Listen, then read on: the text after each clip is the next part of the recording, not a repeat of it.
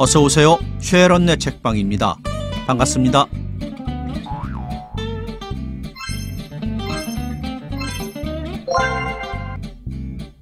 하얼빈은 1940년 문장지에 발표한 단편인데요.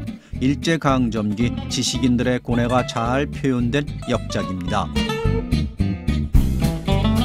1930~40년대는 일제의 악랄한 정치가 극에 달했던 시기입니다. 내선일체, 즉 일본과 조선은 하나란 개념으로 국어 상용, 즉 일본어 사용을 강요하는 살벌한 시기에 작가 이효석은 분을 이겨내며 일본어 작품을 발표하지요.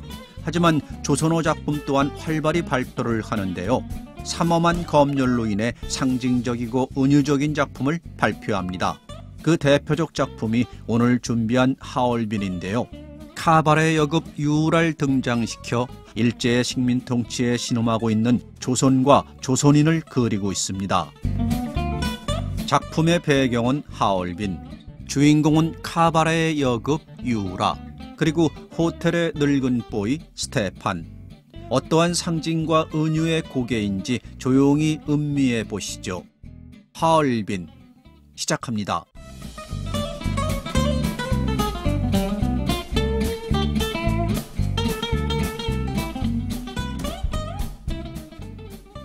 호텔이 키타야스카야의 중심지에 있자 방이 행길편인 까닭에 창기슭의 의자를 가져가면 바로 눈아래 거리가 내려다 보인다. 3층 위의 창으론 사람도 자그마하게 보이고 수레도 단정하게 보이며 모든 풍물이 가뜬가뜬 그 자신 잘 정돈되어 보인다. 그러면서도 쉴 새 없는 요란한 음향은 어디서인지도 없이 한결같이 솟으면서 영혼의 연속같이 하루하루를 지배하고 있다. 이른 새벽 침대 속으로 들려오는 우율 나르는 바퀴 소리에서 시작되는 음향이 점점 우렁차게 커지면서 밤중 삼경을 넘어 다시 이른 새벽으로 이어질 때까지 파도 소리같이 연속되는 것이다. 인간 생활엔 반드시 음향이 필요한 모양이다. 나는 이 3층의 전망을 즐겨해서 방에 머무르고 있는 대부분의 시간을 창가 의자에서 지내기로 했다. 아침 비스듬히 해가 드는 거리에 사람들의 왕래가 차츰차츰 늘어가려 할 때와 저녁 후 등불 켜진 거리에 막 밤이 시작되려 할 때가 가장 아름다운 때이다. 조각돌을 깔아놓은 두툴두툴한 길바닥을 지나는 마차와 자동차와 발소리에 뚜벅뚜벅 거칠은 속에 신선한 기운이 넘쳐 들리고 여자들의 화장한 용모가 선명하게 눈을 끄는 것도 이런 때이다. 그러나 반드시 또렷한 주의와 목적이 없이 다만 하염없이 그 어지럽게 움직이는 그림을 바라보는 것이다. 바라보는 동안에 번번이 슬퍼져감을 느낀다. 이율 똑똑히 가리킬 수 없는 근심이 눈시울에 서리워진다. 인간 생활은 또 공연히 근심스러운 것인지도 모른다. 사실 난 그 근심의 곡조를 따져낼 수 없는 것이 그 짧은 여행이 원래 걱정에서 시작된 것이 아니어서 고향에 불행을 두고 떠난 것도 아니요 눈앞에 불행이 놓인 것도 아닌 까닭이다. 마음에 드는 거리를 실컷 보고 입에 맞는 음식을 실컷 먹으면서 흡족할 때까지 소풍을 하면 그만인 것이요. 또 그 요량으로 떠났던 여행인 것이나 마음은 반드시 무시로 즐겁지만은 않다. 호텔 아래편 식당엔 늙은 보이의 은근한 시중과 함께 기름진 버터며 로소와 스프며 풍준한 진미가 준비되어 있는 것이나 그 깨끗한 식탁을 대하면서도 어딘지 없이 마음 한구석이 답답한 것은 웬일일까? 며칠 만엔 식당으로 내려가기조차 귀찮아서 방보이에게 분부해 늦은 아침 식사는 대개 방에서 빵과 커피로 대신하게 되었다. 초인종으로 보이를 불러 그릇을 치우고는 다시 창에 가서 의자에 앉고 난다. 행길엔 사람들이 훨씬 늘었다. 그 한 사람 한 사람의 가는 길과 목적을 뉘 알 수 있으랴. 난 키타이스카야 거리를 사랑한다. 사랑함으로 마음에 근심이 솟는 것일까? 왜 이리도 변해가는구 이 거린. 해마다 변해간다는 것이 안타까운 일이 아닐 수 없다는 듯 시선은 초점을 잃고 아득해간다. 지금 눈아래의 거울인 사실 벌써 작년 여행해 본 그 거울인 아니다. 각각으로 변하는 인상이 속일 수 없는 자취를 거리에 적어간다. 오고 가는 사람들의 얼굴도 변했거니와 모든 풍물이 적지 않이 달라졌다. 낡고 그윽한 것이 점점 허덕거리며 물러서는 뒷자리에 새 것이 불악스럽게 밀려드는 꼴이 손에 잡을 듯이 알려진다. 이 위대한 교대의 인상으로 말미암아 하얼빈의 애수는 겹겹으로 서리어가는 것이다. 난 이 변화를 보러 해마다 오는 것일까? 이 변화를 보러. 혼자 속으로 생각하자는 것이 그만 남에게 들려주는 결과가 되었다. 우연히 등 뒤에 나타난 사람이 있었던 까닭이다. 노크를 듣고 보인 줄만 알고 콧소리를 질렀더니 살며시 들어와 선 것이 뜻밖에도 유라이다. 돌아다 보고 난 놀랐다. 왜 놀라세요? 너무도 의외여서. 오겠다고 약속하지 않았어요. 약속받은 것은 나도 기억하지만 아무리 약속을 했기로서니 말을 어기는 사람인 줄 아세요? 밤까지 별로 일도 없고 해서 일찌감치 나서봤지요. 하얼빈의 변화란 것을 생각하고 있는 중인데 하며 다시 창을 향하니 유라도 의자를 끌어다가 탁자 맞은편에 앉는다. 어쩌는 수 없는 일이죠. 될 대로 되는 수밖엔요. 철없는 무관심일까 대담한 채관일까. 표정 없는 순간에 그의 눈이 아름답다. 슬픈 얼굴보다도 평온한 그 얼굴이 얼마나 더 효과적이었을까. 보세요. 저 찹동산이의 어수선한 꼴을. 키타이스카야는 이제 벌써 식민지예요. 모든 것이 꿈결같이 지내가 버렸어요. 유란 판타지아에서도 으뜸가는 용모였다. 불끈 뜨는 커다란 눈이 간담을 서늘하게 하면서도 어디인지 어린 태가 드러나 보인다. 몸도 작고 팔다리도 소녀같이 애잔하다. 폴란드 태생인 어머니의 피를 받아서 그런지 나도 여기선 외국 사람 같은 생각이 난답니다. 새빨간 드레스를 입고 볼에 새까만 점을 붙이고 의자에 앉은 그의 모양은 밤 홀의 분위기와 꼭 어울리건만 그로써 보면 그 자신도 또한 그 홀에서는 한 사람의 이국인이란 말일까. 그렇다고 보면 따는 그는 가령 무대 위에서의 노래나 무용이나 짤막한 연기를 고집스럽게 열심히 바라보는 버릇이 있다. 그럴 때 그의 자태는 속일 수 없는 한 사람의 이국인의 그것이다. 조금 어색스러우리만치 잠자코 앉아서 무대로 향한 눈동자에 주의보다는 명상을 담고 있는 모양은 참으로 그 자리에서는 서먹서먹하게 밖에는 보이지 않았다. 밴드가 울리면 한자리에 앉았던 리나와 끼고 일어나 춤을 추는 것이 여자끼리라 그런지 부드럽고 익숙하게 보이건만 나와 결계되면 그만 발이 걸리고 몸이 끌리면서 주체스럽게 어긋나 버린다. 반드시 내 춤이 어색한 까닭이 아니라 유라의 심중이 복잡한 탓이려니 생각한다. 복잡한 심사론 주위의 방향을 어거할 수 없는 모양이다. 유라가 잠깐 자리를 비인 새 리나가 묻지 않는 말로 동무의 비밀의 한 토막으로 들려준 것은 대체 무슨 까닭이었을까? 유란 홀에서 독판 점자는 척은 해도 실상은 훌륭한 얼굴이 아니요. 기품이 있고 명상적인 것이. 실상은 작년까지 니사에 있었다나요? 거리에선 다 알죠. 재빠르게 짓거리는 어조에 날카로운 저기가 번쩍임을 나는 놀랍게 여기며 리나의 얼굴을 쏘아붙인다. 리나는 조금도 동하는 기색 없이 담배 연기를 천정으로 뿜어올린다. 나는 들을 말을 들었는지 안 들을 말을 들었는지 분간할 수 없어 순간의 놀램과는 반대로 마음은 즉시 침착하게 비어감을 느낀다. 니사는 결코 명예롭지 못한 곳이다. 유라는 몸에 찍혀진 그 지옥의 치욕의 표징은 평생을 가야 벗어질 날이 없을 것이다. 그런 치명상을 몸에 입지 않으면 안 되리만큼 절박했던 것인가. 판타지아로서는 이같이 불명예스러운 일은 없어요. 행여나 우리 모두 유라와 같은 부류의 여자인 줄 생각들 할까 봐서 겁이 나요. 이런 리나의 불평이 그로 하여금 유라의 비밀을 털어놓게 한 것일까? 그의 어세는 의외로 격하고 세다. 그러나 리나와 유란 누구보다도 친한 사이가 아니요? 우정과 신분은 다른 것이니까요. 신분만은 서로 확적히 해두는 것이 옳지 않겠어요? 카바렌 즐거운 것만도 아니다. 사람의 가슴 속엔 심리의 갈등과 감정의 거래가 거미줄같이 잘게 드리워 그것을 목도하고 경험함은 답답하고 피곤한 일이다.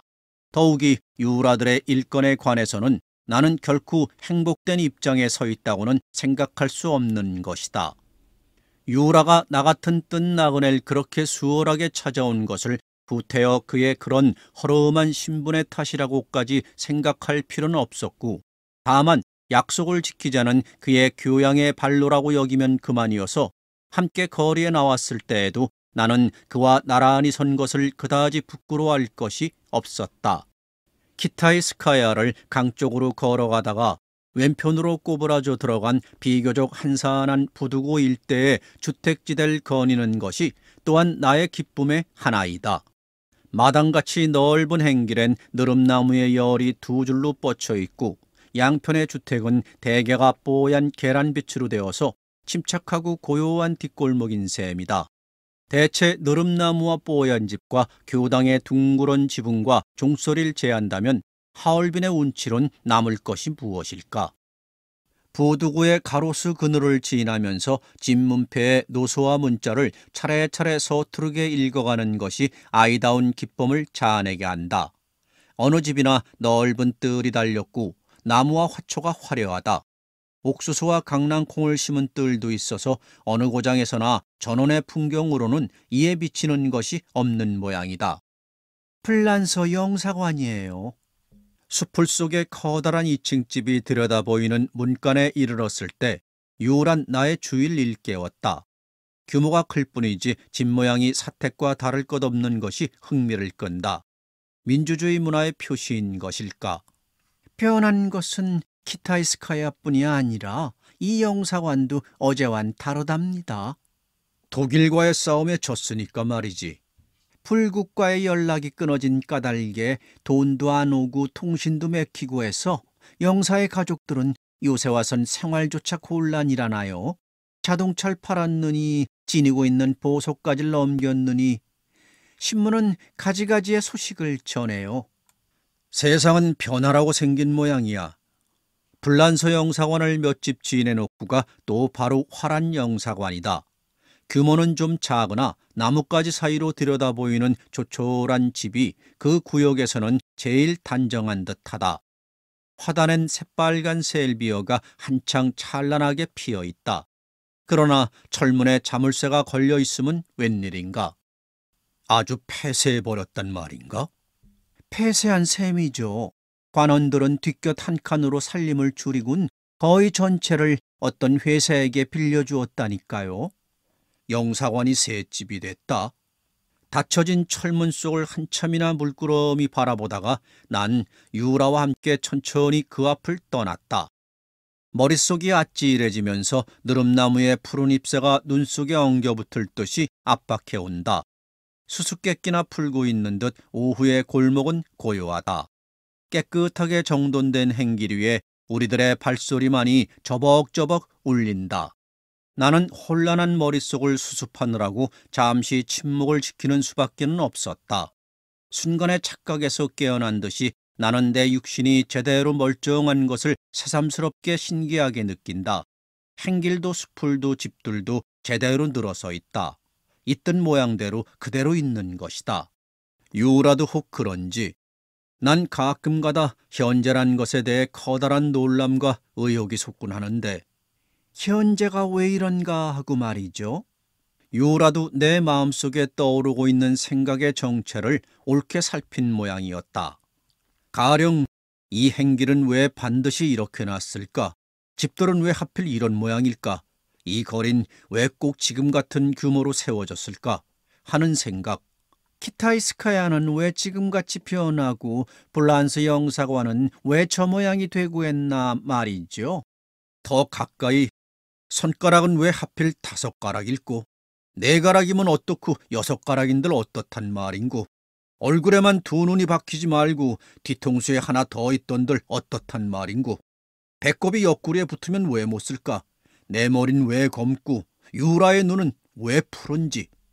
나는 얼마든지 내 의혹의 예를 들 수 있다. 눈에 보이는 것, 귀에 들리는 것이 생각하기에 따라서는 내게는 모두 수수께끼인 것이다. 학자들은 진화의 법칙으로 설명하고 필요의 이치를 따지지만 손가락이 여섯인들 그다지 거추장스럽고 불필요한 것이 무언고. 그따위 옅은 설명보다도 내가 알고 싶은 건 창조의 진의, 무슨 까닭으로 하필 현재에 이 우연한 결정이 있게 되었는가?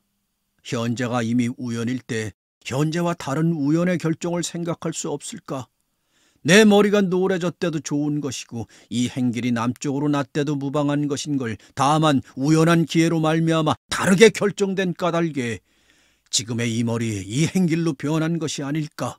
그러기 때문에 지금보다 다른 세상이란 것을 생각할 수 있는 것이고 생각하지 않고는 견딜 수 없는 것이고. 당신은 무서운 회의주의자예요. 그러니까 언제나 그런 우울한 얼굴을 지니고 있죠. 난 지금 왜 이곳으로 여행을 왔고 유란 왜 나와 걷고 있고.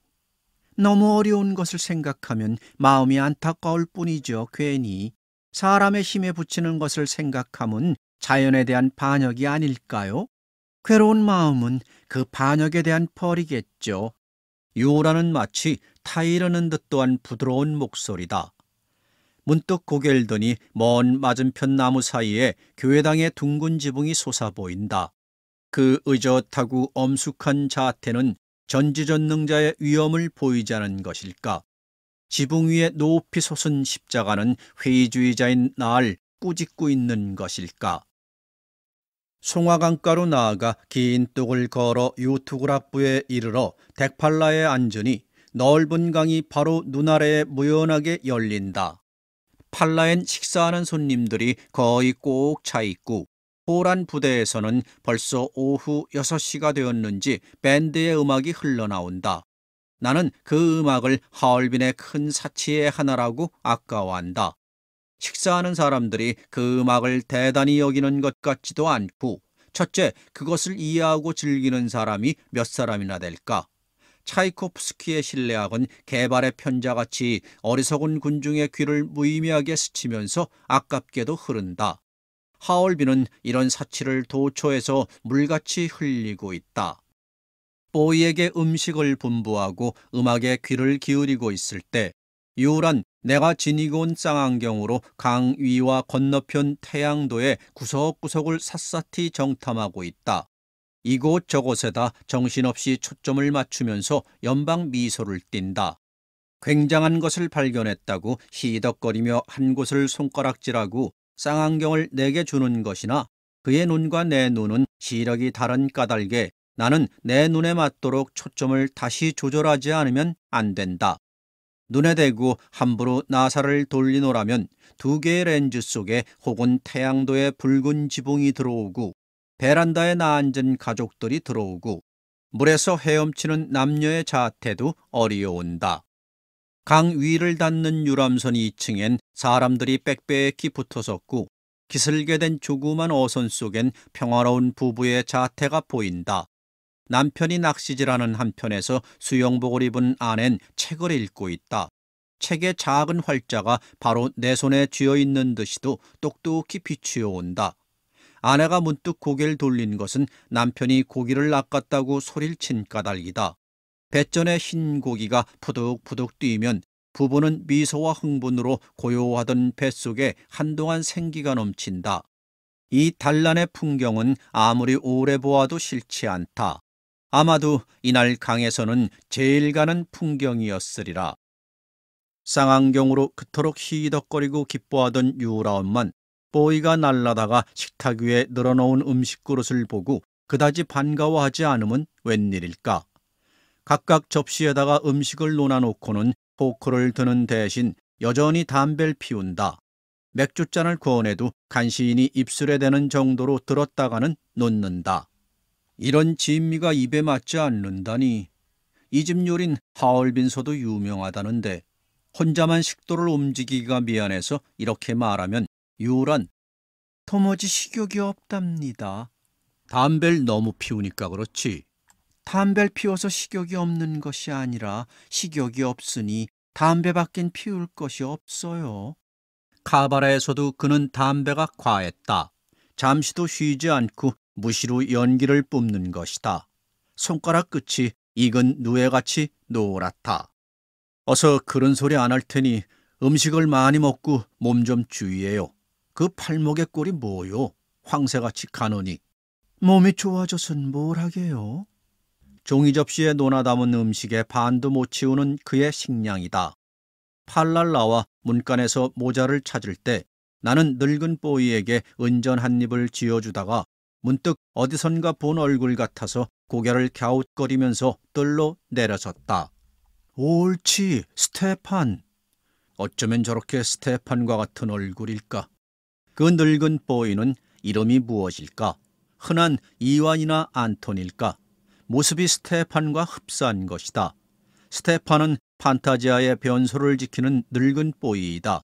손님의 손에 물을 부어주고 수건을 빌려주는 뽀이이다. 하얼빈엔 왜 이다지도 도초에 늙은 뽀이가 많으며 그들의 얼굴이 또한 비슷비슷한 것인가? 불구스름한 바탕에 주름이 거미줄같이 잡히고 머리카락이 흰 것이 모두 스테판 같고 이완 같고 안톤과 흡사하지 않은가? 생각하면서 나는 스테판의 얼굴을 떠올려 보았다. 취한 손님이 비틀비틀 변소에서 나와 수도 앞에 서면 스테판은 빙글빙글 웃으며 가까이와 컵에 준비해 두었던 물을 손에 끼얹어주고 손에 들었던 수건을 내민다. 손님이 손을 훔치고 날 때면 다시 빙글빙글 웃으며 얼굴을 똑바로 본다. 그 웃음엔 뜻이 있다. 돈푼을 던져달라는 것이다. 그렇게 알고 보면 그 웃음을 띤 얼굴이 원숭이같이 교활하고 불쾌하게 여겨지는 것이나 그러나 그렇게 해서 모은 돈이 하룻밤에 그의 필요한 수입이 됨을 생각할 때 미워할 수만도 없는 것이다. 하얼빈의 수많은 뽀이들 중에서도 스테판같이 천하고 가엾은 사람은 없을 법하다. 내게 그토록 강렬한 인상을 주게 된 것도 그 까닭일지 모른다. 뜰엔 초록이 신선하고 화단이 깨끗해서 제물로 휴게소를 이루었다. 흰 벤치가 놓여있는 나무 그늘로 가서 유라와 함께 걸어 앉으면서도 나는 스테판의 인상을 떨어버릴 수가 없다. 스테판을 생각하면 한 가지 미안한 일이 있었던 까닭도 있다. 난 스테판에게 조그만 죄를 진 게도 같구려. 내 말에 유울한 내 얼굴을 듬직히 바라보면서 그날 밤에 팁을 좀도 주지 못했던 건 말이죠. 그 말씀을 벌써 몇 번이나 되풀이하시는 셈이에요. 하룻밤에 한 번, 두 번이면 그만이지 어떻게 번번이야 주겠어요? 그래도 스테판은 그것을 바라는 표정이던데 몇 번째 출입이었던지 나는 잔돈이 없었던 까닭에 그의 미소에 대답할 수 없었던 것이다. 지전 한 장을 덤썩 주지 못했던 것은 확실히 나의 인색한 탓이라고 해도 할 수 없는 것이 지전 한 장쯤이 그의 은근한 태도에 대해서는 그다지 과하고 불필요한 보수는 아니었을 것이니 말이다. 나는 확실히 지전을 아꼈던 것이다. 없는 잔돈을 찾다가 그만 부끄럽게도 그의 앞을 비슬비슬 물러서는 수밖에 없었다. 생각할수록 미안한 일이었다. 안마를 줘도 좋기는 하겠지만 어디 세상에 그렇게 관대한 손님이 있어요? 유란 날 위로하려고 애쓰는 눈치인 듯도 하다. 그러나 그가 전하는 스테판의 신세 이야기는 도리어 더 한층 내 마음을 울리게 되었다. 하긴 스테판은 그렇게 푼푼히 모아서 본국으로 갈 노잘 만들고 있었답니다. 한 푼이라도 더 기나긴 하지요. 본국으로? 그는 소비에트로 가야 하고 가길 원하고 있어요. 오호, 그럼 변소에서 버는 한 푼 한 푼이 10만리 먼 길을 주름 잡는 한 킬로에 찻싹이 된단 말이지. 그렇게 그는 평생에 꼭 한 가지 그 원을 위해서는 어떤 비굴한 웃음이든지 띄지 않을 수 없어요. 그럼 난 더 미안한 셈이 되게. 스테판의 꿈은 먼 곳에 있답니다. 눈앞엔 아무것도 없어요. 유라의 꿈은? 나는 뒤미쳐 물으려다가 그만 입을 다물고 강을 내려다보았다. 누런 탕류가, 아득하게 넓고 무수한 배가 혹은 움직이고 혹은 서 있다. 나는 문득 밑도 끝도 없이 문득 스테판은 혹시나 유라의 아버지나 아닐까? 하고 느끼자 공연히 내 스스로 그 당돌한 생각에 놀라면서 고개를 돌려 유라를 보았다. 역시 강을 바라보고 있던 유란 그 내 거동을 눈치채임인지 얼굴을 돌려 함께 날 본다. 난 그의 복잡한 마음속을 그 시선만으론 읽을 길이 없다. 그는 그 수심스러운 눈을 보낼 곳이 없는 듯 다시 강으로 던지면서 강을 바라보면 저는요? 들릴락 말락 목소리가 가늘다. 언제나 죽고 싶은 생각뿐이에요. 죽다니. 나는 모르는 결에 목소리를 높이면서 황새같이 가는 그의 팔목을 새삼스럽게 바라본다. 아예 그런 위험한 생각은 하면서 생각하니 유라야말로 나보다도 몇 곱절 웃길 가는 회의주의자였던 것이다. 무시로 담배만을 먹고 식욕이 없고 황새같이 여인 그는 속으로 죽음을 생각하고 있었던 것이 아닌가. 죽다니 아예 그런. 거듭 외이는 내 말투는 죽음을 생각하면 되려 사치한 생각이란 것. 사람은 아무리 발버둥 쳐도 사는 수밖에는 도리가 없다는 뜻을 표시하자는 것이었으나 유라가 받은 뜻은 무엇인지 알 길이 없다. 그렇다고 다시 죽음을 장황하게 설명함은 내 맡은 일도 아닐 법하다. 마지막 판엔 언제나 그걸 생각하곤 해요.